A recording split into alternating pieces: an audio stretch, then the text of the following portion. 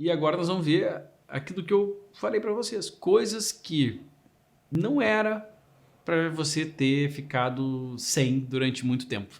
E claro que tudo tem um lado bom, né, que consegue padronizar mais o ensino médico, mas por outro lado, uma parte ruim que tudo aquilo que não dependia da indústria farmacêutica passou a ser considerado como algo que não funcionasse, charlatanismo, picaretagem e por diante. Aliás, vocês ouvem ainda esses termos até hoje, né? Qualquer coisa que não seja remédio ou que seja estranho ao conhecimento de alguns médicos, o que eles falam? Charlatanismo, picaretagem, não funciona, né? De clinical trials, de ensaios clínicos, que é o melhor nível de evidência, né? Nós queremos os ensaios clínicos, queremos uma revisão sistemática, uma meta-análise desses ensaios clínicos, que testam, né, grupo de pessoa tomando em relação ao grupo de pessoa não tomando.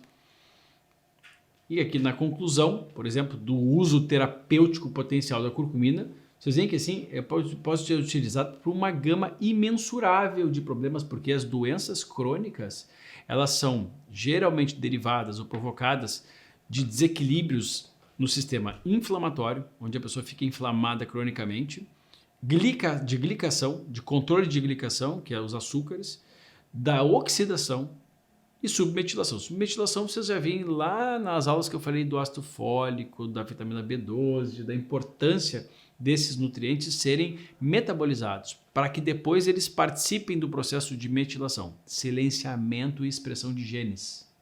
Se você tem uma genética, você pode expressar ou não expressar, você vai depender desses elementos que silenciam, e aí a gente chama desse processo silenciamento e expressão de genes também de metilação. Parte desse processo depende disso. Então, aqui, e a curcumina também participa desse processo, indiretamente. Tá? Então, se vocês forem ler estudos sobre curcumina, vocês vão ler em quase todas as condições crônicas. Depressão, em ansiedade, em câncer, em diabetes, em obesidade, em doenças autoimunes. Por quê? Porque como eu mexo na base, que é inflamação principalmente, e oxidação, eu estou automaticamente mexendo na causa de todas as doenças crônicas. Tá? Aqui um outro artigo já molecular, aqui especificando as doenças. Tá? Curcumina, para doenças crônicas, Alzheimer, osteoporose, problemas de fígado, epilepsia, esclerose múltipla, úlcera gástrica, que muita gente, eu já tive paciente que eu prescrevi curcumina, a cápsula laranjada fica, né? E aí ela está tomando e foi num gastro, depois que estava com sintoma de refluxo. E o gastro falou assim, mamão, o que você está fazendo? Eu tomando isso, aquilo. Não, essa curcumina com piperina, pô, isso aqui vai corroer teu estômago. Deus o livre, isso aí ajuda para a úlcera gástrica, diminui o risco de câncer gástrico.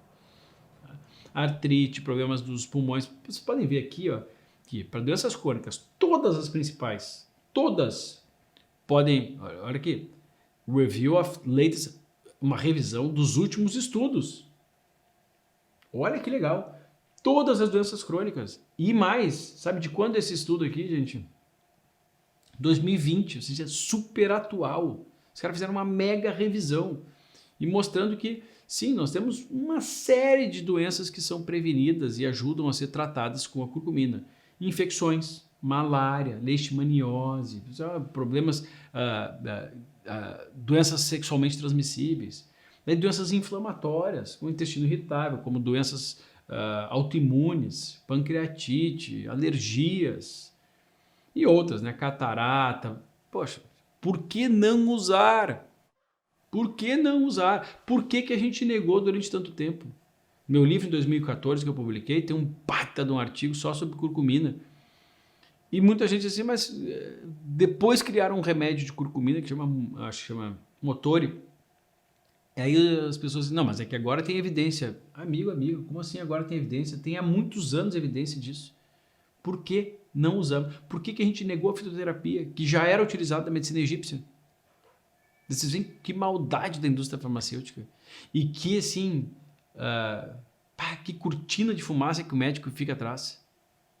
E mais, meus amigos, pergunta da fitoterapia para médico, vamos falar tudo que é picaretagem. A maioria dos médicos. Essa é a palavra, geralmente, picaretagem, charlatanismo, é a palavra do médico que não sabe o que está falando, mas ele quer, assim, É engraçado, o Brasil é um país onde a ignorância é sinônimo de autoridade intelectual. Ele não sabe sobre, ele fala, isso não existe, falta evidência. Ele nunca leu evidência. Mais, olha aqui, ó, mais mecanismos aqui, anticâncer, sistema digestivo, neuroproteção, onde que atuam, né? Quais são os mecanismos de inibição e ativação que ela atua. Então, assim, para quem é profissional de saúde, aqui a gente tem um campo imensurável para que você entenda os mecanismos. É importante não só saber prescrever, que é bom, mas entender os mecanismos. Isso aqui é bastante bioquímico, essas letrinhas todas atrapalham muito o entendimento das pessoas, mas para quem é médico tem que entender. Não dá para fugir hoje em dia de reentender bioquímica. Óleos essenciais. Eu dei um exemplo, tá, de fitoterápico. Eu poderia usar um estudo para cada meia dúzia de estudos, ou 50, 100 estudos para cada um daqueles que eu citei para vocês. Tá? Mas é um exemplo para vocês, porque esses fitoterápicos, todos eles estão sendo ensinados. Em cada módulo tem alguns que eu vou ensinando também, que eu gosto muito de fitoterapia, eu vou ensinando para que serve.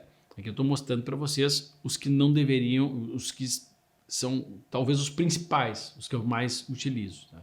E óleos essenciais, Victor? Vou mostrar só poucos estudos, porque nós vamos ter módulos de óleos essenciais, mas mostrando que eles utilizavam no passado. Na medicina grega utilizava também, não só na egípcia. E aliás, existem relatos de mais tempo ainda, bem mais tempo, de que possivelmente eram extraídos esses óleos desses vegetais, de plantas e tal, e utilizados de forma terapêutica em aborígenes, tal, em povos ancestrais. Bom, segurança terapêutica.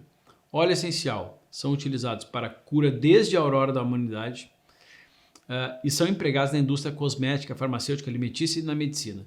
Todos são antissépticos, sem exceção. Eles ajudam a limpeza. Então eu tenho esse negócio do álcool gel, nesse período, né? O meu álcool gel tinha óleo essencial junto. Eu gostava de lavanda e melaleuca. Pingava lá, misturava no álcool gel, né? Às vezes até comprava já com ele misturado. Meus desodorantes têm óleo essencial, não tem alumínio, não tem parabeno, são naturais. Minha pasta de dente tem óleo essencial. Quando a moça vai lavar, a nossa funcionária vai lavar as roupas lá em casa, coloca óleo essencial. Quando vai lavar, vai passar aqueles aspiradores, aquelas coisas em cima das coisas, passa óleo essencial também. Mas tem ação antisséptica todos. Natural, sem ser um remédio, sem intoxicar ninguém. Sem exceção. E também fungicidas, antivírus e anti-inflamatórios. Eles não apresentam, isso aqui está a referência ali embaixo, tá? Eles não apresentam os efeitos colaterais encontrados nos medicamentos sintéticos, não quer dizer que eles são melhores que, porque tem medicamento muito importante para determinadas condições, tem óleos para outras, né? Talvez isso explique o renovado interesse pela cura natural. Sim, cresceu demais a comercialização de óleos essenciais, o que é bom, né? As pessoas começarem a utilizar de forma, claro que tem forma de utilizar, vocês vão aprender ainda no módulo de óleos. Olha que legal aqui, ó. Western Herbal, uma revisão sistemática e meta-análise do uso de ervas para síndrome do intestino irritável. Se você tem intestino ruim, não é só intestino irritável não, que eu tenho. Você tem falta de saúde intestinal, seja por constipação, excesso de diarreia. Existe um número de ervas medicinais muito promissoras para o tratamento. O principal é o óleo essencial de peppermint, de hortelã-pimenta. Então aquele chazinho de hortelã, que é fraco para isso, você pode ter cápsulazinhas com óleo de hortelã-pimenta. Você pode pingar no seu chá o óleo essencial de hortelã-pimenta, que é barato, acessível. Então, eu ando lado a lado com esse óleo essencial de pimenta porque eu tenho intestino irritável, eu uso demais e prescrevo bastante. E quem tem intestino irritável, está usando isso? Não. Está usando o que geralmente? Um remédio forte, imunossupressor ou então algum inibidor de inflamação final.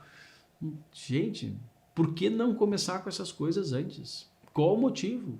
Qual o motivo de termos abandonado isso? Que isso aqui iniciou no Egito, lá antes do Egito, mas no Egito nós temos fortes relatos de fitoterapia.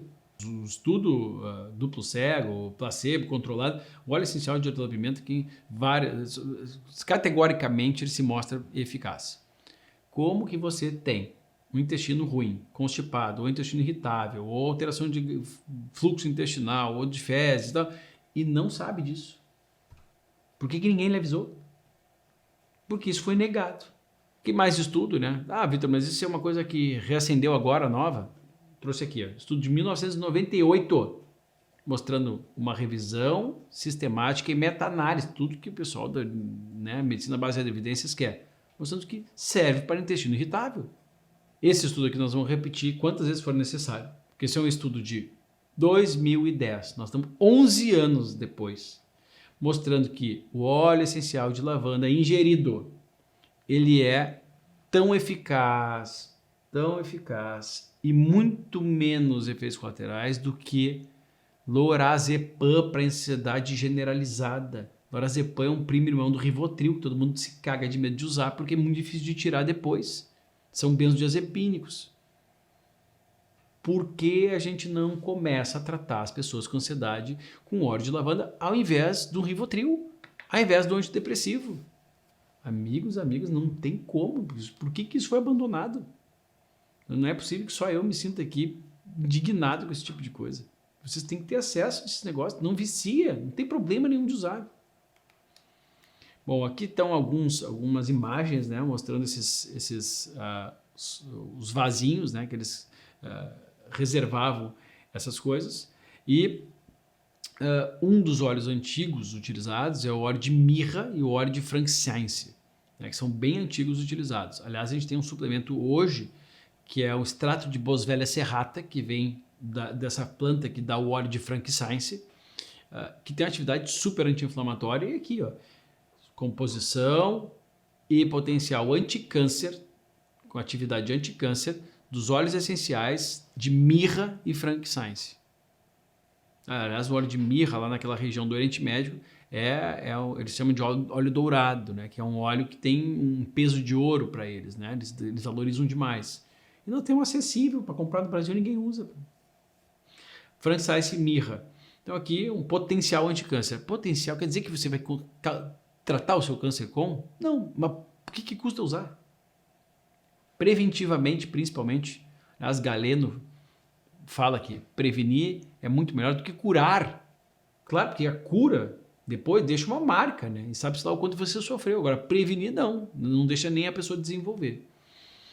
Então aqui estão os componentes, né? Qual é a dificuldade de estudar os óleos essenciais? Gente, porque não tem incentivo financeiro, é natural, ninguém pode patentear. E tem N substâncias aqui, vocês estão aqui, algumas delas, tá?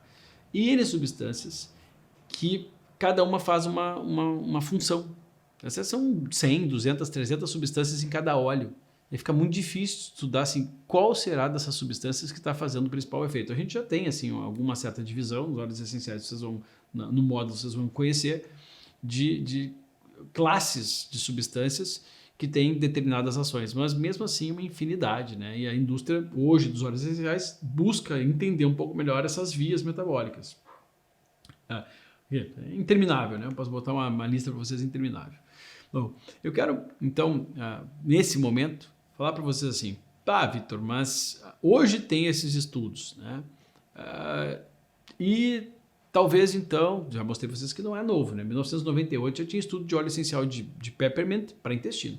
Mas eu prefiro esperar os estudos clínicos, né? Os ensaios clínicos randomizados, duplo cego, controlado placebo. E eu quero que vocês comecem a ter uma imagem mais realística dessas pessoas que advogam ainda contra. Porque hoje não tem mais como advogar contra, porque já sobram estudos. Mas olha o tempo que se passou de tudo. Claro que agora virou questão de honra. Quem negava antes continua negando. Não interessa o estudo que saia. E fala tudo que não tem evidência. Não lê estudo. Ou então são pessoas que estão nesse paradigma aqui do paraquedas.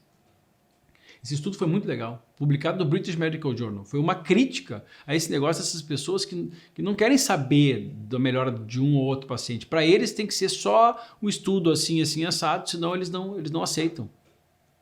E essa crítica foi inteligentíssima. Ele propôs, vamos fazer um estudo?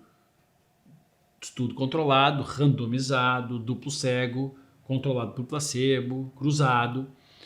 O uso de paraquedas na prevenção de morte e grandes traumatismos relacionados ao desafio gravitacional. Revisão sistemática dos estudos aleatórios controlados. Randomizados são aleatórios. Vocês acham que precisa de estudo para provar que um paraquedas, se não abrir, a pessoa morre? Vamos se jogar um monte de gente do avião lá. Não, enquanto não sair um estudo mostrando que o paraquedas, se não abrir, não morre, eu não acredito. Como é que nós vamos fazer um teste de uma coisa tão óbvia? Você vai testar agora. Não, metade do grupo usa paraquedas, outra metade não usa. Tem que provar que o cara morre. Não precisa provar que o cara morre, mas o custo-benefício é gigante. Não tem como, não tem, é imensurável. Então esse é um exemplo clássico de coisas. Por que não utilizar óleo essencial? Por que não utilizar chá? Por que não ir para a fitoterapia, coisas utilizadas há milênios? Por que não utilizar? E por que só o remédio que funciona? Por que não começar com coisas naturais que já são conhecidas há muitos anos e não tem efeitos colaterais? Por quê? Aí, uma afirmação deles foi assim: nós achamos que todos se beneficiariam se proponentes mais radicais da medicina baseada em evidências. A evidência é muito importante, mas não tudo é só evidência. A observação clínica é muito importante também, baseada em evidências. Aliás, se a medicina se baseasse só em evidência, não existia medicina. Nem no passado, porque eles tiveram que observar o que acontecia com as coisas para levantar as hipóteses que isso tratava tal coisa. Vocês viram que eu usava anestesia no passado. Mas vamos esperar um estudo duplo cego. Mas como? Eu tenho que levantar uma suspeita que alguma coisa anestesia a pessoa. 90%, 85% a 90% de tudo que os médicos fazem, tudo, exame, cirurgia, indicação de remédios, não tem um nível A de evidência. Como é que alguém tem a pacha de falar que quer uma evidência da curcumida que já tem nível A, quando ele prescreve a coisa que não tem nível A? Se você não acredita que funciona ou não, é porque você não leu e nunca tratou ninguém. Tudo bem. Nós achamos que todos se beneficiariam se os proponentes mais radicais da medicina baseada em evidências organizassem e participassem de estudo duplo cego, aleatório, controlado por placebo, cruzado com paraquedas, para ver se funciona ou não funciona. Aí o Dr. Gordon Smith, sabiamente, não existe substituto para o bom senso. Na ausência ou impossibilidade de estudos controlados e aleatórios, é importante considerar os dados baseados em observação. A questão se uma intervenção é eficaz ou não é sempre muito complexa, mesmo depois de nível A de evidência. Termino aqui com essa frase que eu gosto muito, que é de Eça de Queiroz. De novo, eu não tenho. Pago um preço por isso. Né? Sempre paguei, mas estou disposto a pagar. Não tenha medo de pensar diferente dos outros. Tenha medo de pensar igual e descobrir que todos estão errados.